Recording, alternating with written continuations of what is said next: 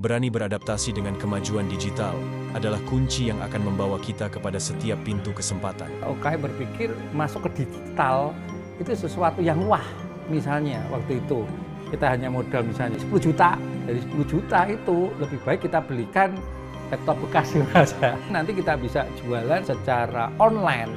Tanpa mengenal jarak dan waktu, digitalisasi menjanjikan jangkauan pasar yang luas dan tak terbatas. Karena sejak berdiri pertama, kami selalu berpikir kita harus online. Sehingga waktu ada pandeminya itu, kami sudah siap menghadapi pandemi tersebut. Sehingga kami tetap gaspol gitu. Saling mengisi dan tak terpisahkan, UMKM dan digitalisasi harus berjalan beriringan, bersanding untuk dapat bersaing.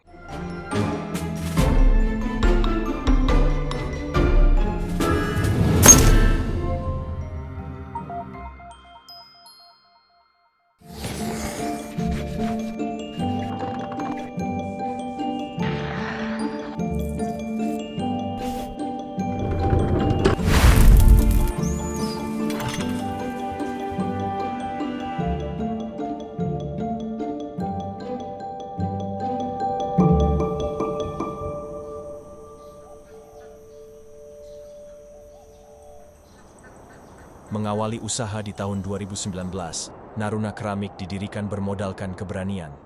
3 rekan kerja yang disatukan oleh angan-angan dan mimpi besar, saling menguatkan untuk bisa keluar dari zona nyaman, mewujudkan impian dengan memoles harapan. Saya Roy Bisono, CEO-nya Naruna. Tapianus Dioy Widianaka, co-founder dari Naruna. Saya Indra, salah satu co-foundernya Naruna juga, dan di activity-nya saya sebagai marketing.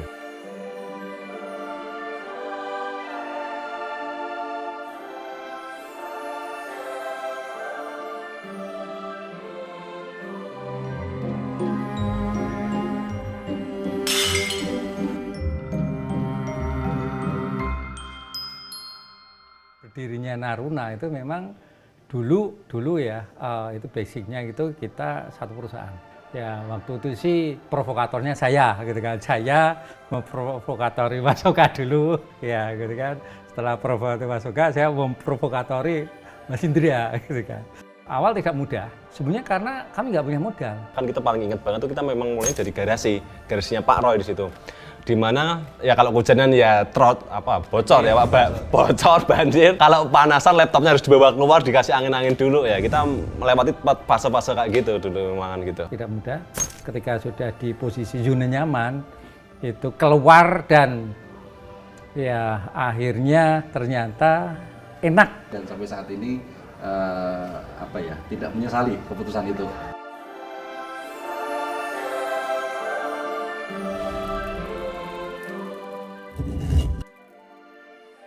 Baru sekitar 7 bulan berdiri, usaha keramik Naruna harus berhadapan dengan gelombang besar pandemi yang menghantam Indonesia di hampir seluruh sektor perekonomian. Lesunya daya beli masyarakat sempat menghadirkan awan mendung bagi para pengusaha. Jadi waktu itu Naruna berdiri sekitar 15 Agustus 2019. Ya memang ada di beberapa negara sudah ada isu sedikit sih. Tapi biasanya isu itu tidak akan berpikir separah itu nanti awal tahun 2020. Jadi dinyatakan resmi pandemi itu kan 1 Februari 2020 kalau nggak salah ya. Jadi kurang lebih kami hampir setengah tahun sebelum pandemi dan itu kami merangkak. Tapi ya di situ kita tetap optimis. Karena memang kami mulanya bukan dari langsung besar, langsung punya toko, punya showroom dan lain-lainnya. Karena memang kita sebenarnya mulanya dari online ya, jualan di sosial media, di Instagram, kemudian melangkah ke marketplace. Sehingga waktu ada pandeminya itu, di mana orang habitnya beralih semuanya ke online, menurut kami sudah siap menghadapi pandemi tersebut. Waktu COVID kan kita kerja di rumah ya, Orang mau ngafe pun nggak bisa, nah itu ada momen di situ. Nah kita bikin campaign, kebetulan ngafe di rumah. Nah itu pas banget momennya, jadi Naruna akhirnya waktu COVID itu malah naik. Di situ kan ada pain-nya, keresahannya dari audiens yang nggak bisa ngopi tadi di kafe, kangen kan pasti, apalagi 2 tahun. Nah itu kita ambil di situ, kita masuk di situ sebagai solusi dari keresahan dari audiens seperti itu. orang berpikir bahwa UKM berpikir masuk ke digital itu sesuatu yang wah. Misalnya waktu itu kita hanya modal misalnya 10 juta, kita sewa ruko itu hanya akan dapat mungkin 1 bulan. Gitu kan? Tapi dari 10 juta itu lebih baik kita belikan laptop bekas saja. Nanti kita bisa jualan secara online. Jadi sebetulnya Naruna sejak berdiri pertama kami selalu berpikir kita harus online. Ternyata strategi kami itu benar saat pandemi. Orang-orang yang sudah punya toko itu tidak siap dengan online dan kami sudah siap di situ. Sehingga kami tetap ya gaspol gitu. Keunikan dan kegigihan Naruna dalam membangun usaha keramik menarik perhatian Bank Indonesia. Naruna Keramik dianggap potensial dan memiliki daya tarik sebagai salah satu komoditas ekspor yang menjanjikan. Jadi gini, pertemuan Naruna dengan Bank Indonesia itu sebetulnya di pameran. Dan ini yang menariknya, kita ikut pameran, sebenarnya usia kami masih muda waktu itu ya. Ya saya bilang berarti dari Agustus, September, Oktober, November, 3 bulan. Jujur kami waktu itu dapat kesempatan untuk pameran oleh BI itu tadi Mas Oka sampaikan senang dan bingung. Bingungnya apa? Karena nggak punya produk. Jadi kami nggak punya produk untuk awal yang pertama. Karena kami tempatkan juga nggak ada. Jadi dari kalau tadi Mas Indra cerita produksi itu di garasinya Pak Roy. Nah ruang tamunya Pak Roy maksudnya itu yang kami sulap, meja kursi kami keluarkan, kami ganti dengan rak.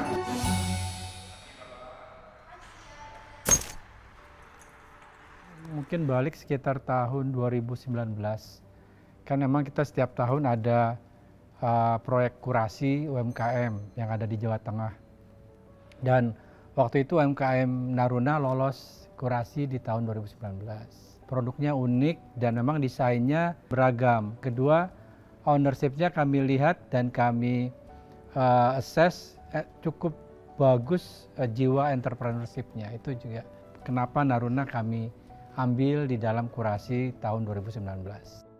Peran BI sih luar biasa menurut kami, karena kan bagaimana BI itu bisa melihat, mungkin bisa melihat tanda kutip calon UMKM yang potensial mungkin seperti itu ya. Karena waktu itu kalau kita ngomongin produk, mungkin yang lain itu juga punya produk lebih banyak, itu mungkin banyak gitu. Tapi Naruna itu produknya kita mungkin sedikit dan segmented. Ya kita bisa beruntung bisa ketemu dengan BI, terus kita bisa tumbuh bersama BI, pendampingannya ya luar biasa sih kira-kira gitu. Karya kreatif Indonesia itu kami ikutkan, kemudian kami juga di Bank Indonesia Jawa Tengah ada UMKM Gayeng dengan kerjasama tentunya KPW luar negeri di Singapura awalnya. Dan dari sana ternyata timbul repeat order dan itu saya rasa setelah itu sih Naruna sudah bisa berkembang dengan sendirinya setelah mendapatkan berbagai fasilitasi yang kita lakukan, dia bisa berkembang secara baik. Dengan jangkauan pasar yang semakin luas, omzet bulanan Naruna pun langsung melesat. Ketiga sekawan mengambil langkah besar untuk mengembangkan usahanya, serta mencoba peruntungan di pasar internasional. Langkah besar harus segera diambil. Baru 3 tahun berdiri ketiganya memutuskan untuk membangun workshop agar mereka bisa menambah karyawan dan meningkatkan jumlah produksi keramik.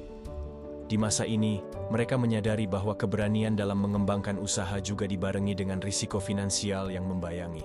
Namun, kegagalan tidak pernah menjadi pilihan. Saya tidak takut gagal karena saya ketika mau melangkah sudah melihat 5 langkah ke depan seperti apa. Harus nekat, terarah.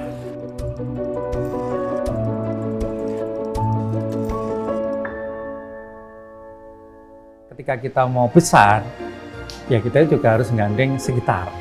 Bagi aku ya untuk pencari penghasilan. Sangat senang sekali, bikin hidup lebih hidup menurut saya gitu sih. Jadi saya ternyata bisa ya berguna untuk orang sekitar saya.